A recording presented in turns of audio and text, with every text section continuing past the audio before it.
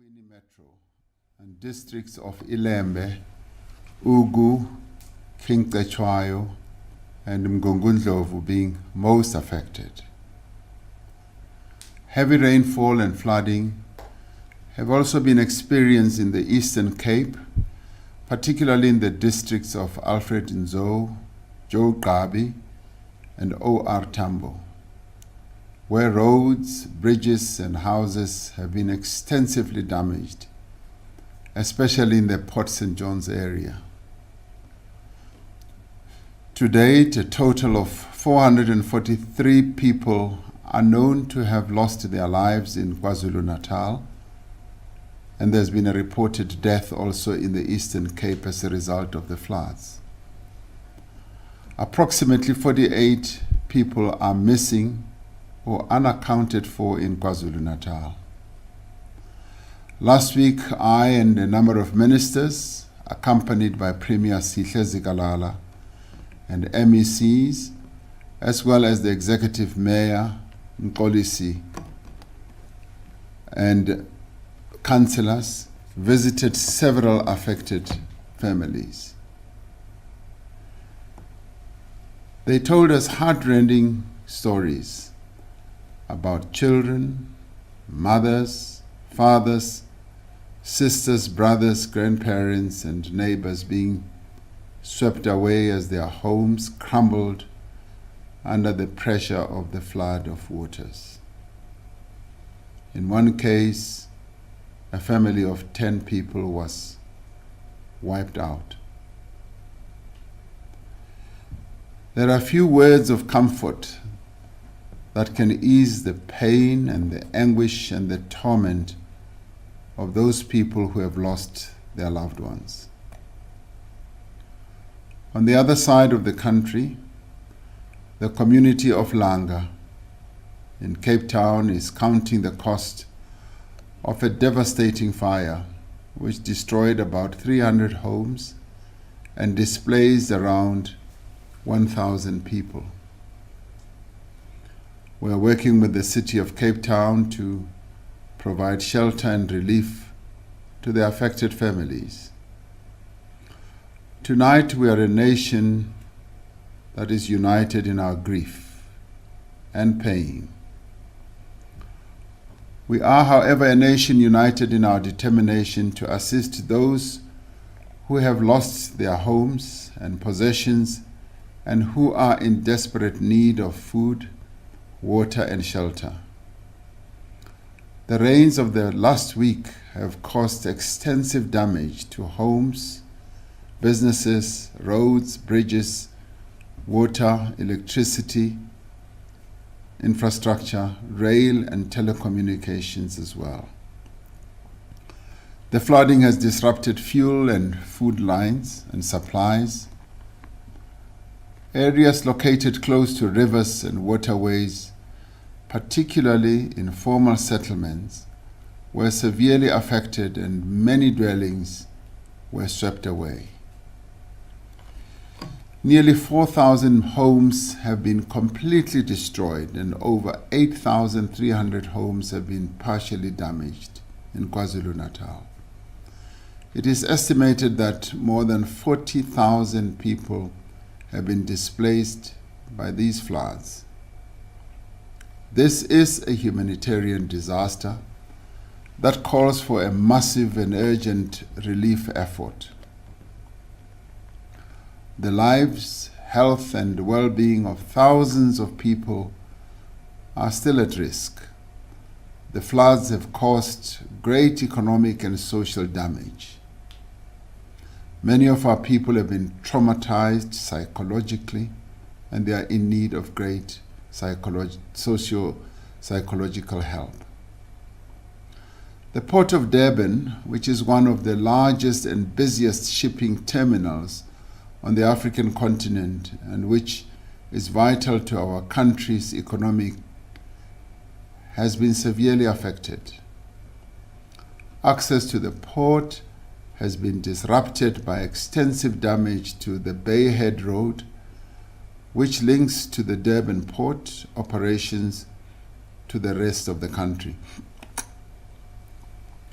This route handles some 13,000 heavy vehicles per day.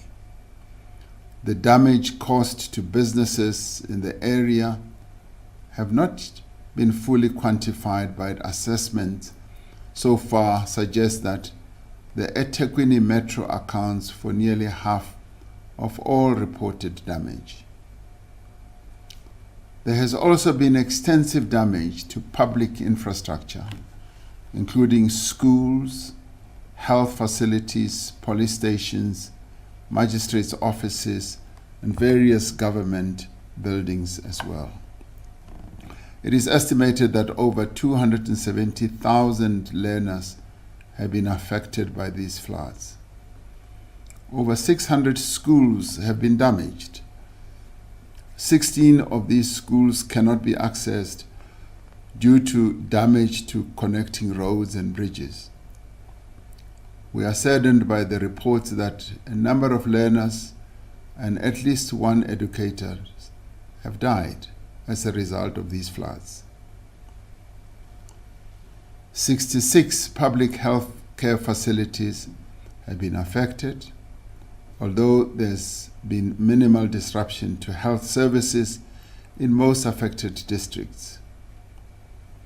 Extensive work is now underway to restore basic services such as water, electricity, sanitation, and waste removal to various areas in the province. These efforts, whilst they are going on, are being hampered by damage to the main supply systems and the inaccessibility of some areas. So repair in some of these areas will take time. To ensure an effective response to these tragic events, the National Disaster Management Center last week declared the flooding as a provincial disaster. This was followed by the declaration of the Premier of KwaZulu-Natal to invoke extraordinary measures to deal with the situation. However, given the extent and impact of the floods, the designation of a provincial state of disaster is inadequate to deal with the scale of the emergency and the required reconstruction and rehabilitation measures and responses. The significance of the Port of Durban and related infrastructure for the effective operation of the country's economy means that this disaster has implications far beyond the province of KwaZulu-Natal. With the heavy rains and flooding in the Eastern Cape and indications from the South African Weather Service that the Northwest and Free State may also be affected by bad weather, it is clear that there are other areas of the country that need emergency intervention as well. Cabinet met in a special session last night and decided to declare a national state of disaster. The Minister of Cooperative Governance and Traditional Affairs has been mandated to gazette the declaration of a national state of disaster.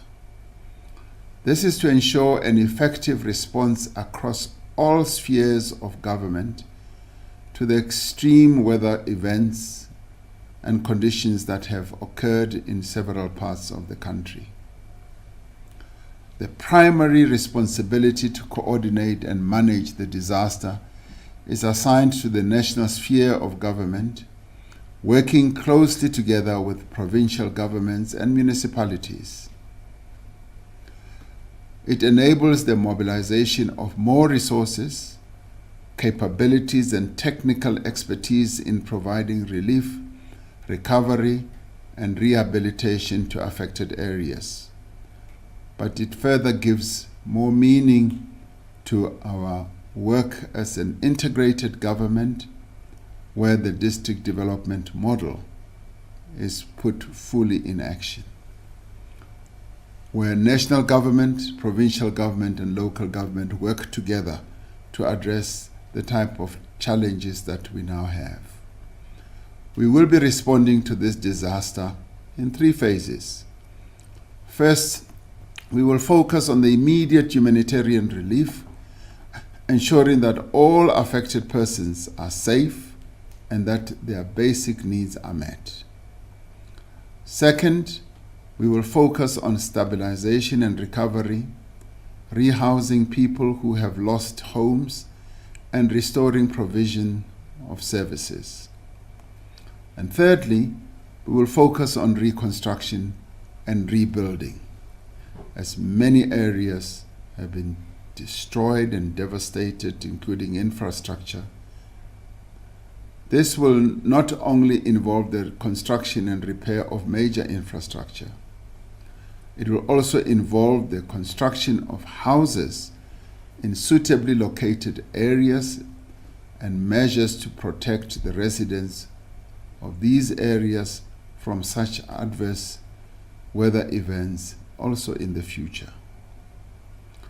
Several national government departments have already been working with their provincial and local counterparts to ensure an effective response in the allocation of financial resources and technical expertise to the emergency. The South African Police Service and the South African National Defence Force have been leading search and rescue efforts with a total of 247 rescue operations to date. This includes the deployment of South African Police Service personnel, diving teams, canine units, and various vessels, helicopters, fixed-wing planes to the most affected areas. Aircraft from the South African National Defence Force have been used both for rescue and for the delivery of relief supplies such as food, water, tents, and blankets to people in inaccessible areas. I have authorized the South African National Defence Force to bring in more personnel, water storage and purification supplies, and engineering teams to assist with electricity as well as water restoration.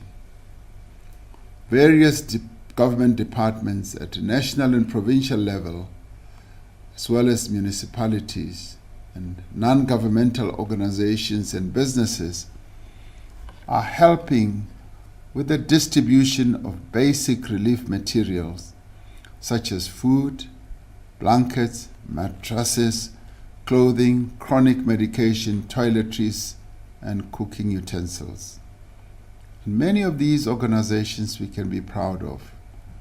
Religious and church-based organizations are helping. Non-government organizations in various parts in the townships and towns. The gift of the givers has also been very active and helping. I wish to applaud and thank the many individuals and organizations that have taken the initiative to provide humanitarian assistance to those most affected and most in need. This work is vital, and we must all do everything within our means to assist. I've met with the leadership of the Solidarity Fund, which, as you might recall, we set up when we were hit by COVID 2 years ago, to ask that the Solidarity Fund makes its capacity available to confront this dire emergency. The board of the Solidarity Fund has agreed to assist with humanitarian and other forms of relief in partnership with government, the private sector, and various other non-governmental and community-based organizations. The National Treasury will make an initial amount of funds available as part of our efforts to the Solidarity Fund so that they are able to implement these support measures. The Solidarity Fund has effectively managed the resources that government, the private sector, and many South Africans made available to them to manage the COVID-19 effort as well as the July 2021 unrest assistance measures. The fund will now set up a separate bank account for the flood disaster. This account can be used by South African and foreign donors who should contribute or who would like to contribute to the relief efforts. The bank account details will be made available during the course of tomorrow on the website of the Solidarity Fund. One of the most pressing challenges in the affected areas is to ensure the supply of clean water, food, and shelter. The Department of Water and Sanitation is leading efforts to restore water to areas of eThekwini that have been badly affected by damage to their infrastructure. This includes repairs to the channels supplying water from the Nagle Dam to Durban Heights, assessing and repairing damage to water treatment works, and identifying and repairing leaks. Areas without water are being supplied by water tankers, with the municipal fleet being complemented by an additional 100 tankers. Most areas that experience electricity disruptions, particularly in eThekwini, are now back to full service. The Department of Human Settlements has begun an assessment of damages to houses across the province and has determined initial requirements, financial and otherwise, for the provision of temporary accommodation, also repairs to damaged homes and the replacement of destroyed homes. An immediate task is to house those people who have been displaced by the floods. Preparations are underway to provide temporary residential units, and it is expected that construction of these temporary units should begin by the end of this week. Financial assistance through a voucher system is being made available to assist households to rebuild partially damaged houses. A national team of project managers and engineers have been deployed in the province to assess the damage and to advise on the rebuilding. The Department of Public Works and Infrastructure is identifying suitable state land that can be used for resettlement. Infrastructure South Africa is working with relevant departments in all spheres to provide technical support for the repair and rebuilding of infrastructure such as roads, bridges, and schools that have been damaged. The South African National Roads Agency is the lead agency on the extensive work that is required to repair roads in the province, starting with an immediate focus on the N2 and N3 highways. Detailed work is underway to assess and quantify the damage to roads and bridges right across the province, as well also in the Eastern Cape. To date, around 1,300 road repair projects have been identified by the agencies involved. Progress has been made in restoring operations at the Port of Durban, opening alternative routes for trucks to access the port terminals and clean up debris in the harbour. The Department of Small Business Development is mobilizing funds to assist small businesses that have been affected by the floods. It is going to take a massive effort, drawing on the resources and capabilities of the entire nation to recover from this disaster. As government, we will make financial resources available to meet this challenge. The Minister of Finance has said that a 1 billion rand amount is immediately available and will be approaching Parliament for the appropriation of additional resources in terms of the protocols that have to be followed according to our laws that deal with finance. I will be approaching the presiding officers of our Parliament, being the Speaker of the National Assembly and the Chairperson of the Council of Provinces, to request a joint sitting of Parliament next week to ensure that the elected representatives of the people of our country can be directly involved in oversight of the work that is needed to provide relief and to rebuild. A comprehensive assessment of the economic costs of these floods still has to be made, but it is clear to me that it will run into billions of rands for the rebuilding of infrastructure as well as loss of production. It will be critical as we undertake this work that all the resources we mobilize are used for their intended purposes and reach the intended recipients. There can be no room for corruption. There can be no room for mismanagement or fraud of any sort. Learning from the experience of the COVID-19 pandemic, we're drawing together various stakeholders to be part of an oversight structure to ensure that all funds disbursed to respond to this disaster are properly accounted for and that the state receives value for money. These stakeholders include the Office of the Auditor General, will include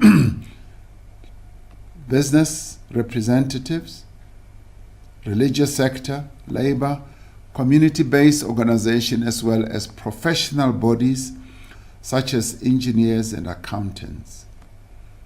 Where it comes to infrastructure, participation of engineers such as architects, quantity surveyors, and those who are experts in building will help us greatly so that we do not overpay for the infrastructure rebuild and that we get really good value for the money that is going to be deployed.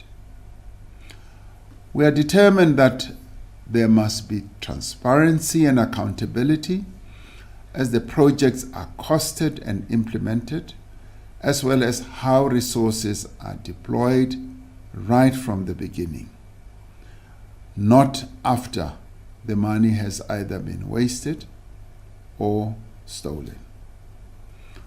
We are grateful for the messages of support and pledges of solidarity that have been received from across the world, including from the African Union, the United Nations, and several countries through their heads of state. These floods are a tragic reminder of the increasing frequency of extreme weather conditions as a result of climate change. We need to increase our investment in climate adaptation measures to better safeguard communities against the effects of climate change. At the same time, we need to pursue our own emission reduction targets through a just transition that protects vulnerable communities and safeguards jobs. Once again, the people of South Africa are really coming together to provide solidarity, assistance, support, and comfort to those South Africans who are affected by this disaster, particularly at this time of need. In the past week, so much has been done by so many people to bring relief to those most affected. I wish to commend and thank the emergency service personnel, healthcare workers, the police and defense personnel, municipal workers, volunteers and community members, as well as our public representatives, our premiers, our MECs, our ministers and deputy ministers have been hard at work, and they've spent many hours, and some of these people have, at great risk to themselves, been helping our communities right across the length and the breadth of KwaZulu-Natal, and also a number of others have been helping in the Eastern Cape. We are deeply saddened to learn about the death over the weekend of a police diver, Sergeant Busisiwe Mjwaha, who died while conducting a search for victims in the Msunduzi River. Her dog also died in the process. We extend our deepest sympathies and condolences to her family, her friends, and colleagues. We welcome the support that has been given by other provinces in our country who have provided a great deal of help and support in the form of technical expertise and other disaster assistance to KwaZulu-Natal. We wish to thank the religious community for their prayers and words of comfort over the Easter weekend services right across the country as people gathered in prayer during the Easter period.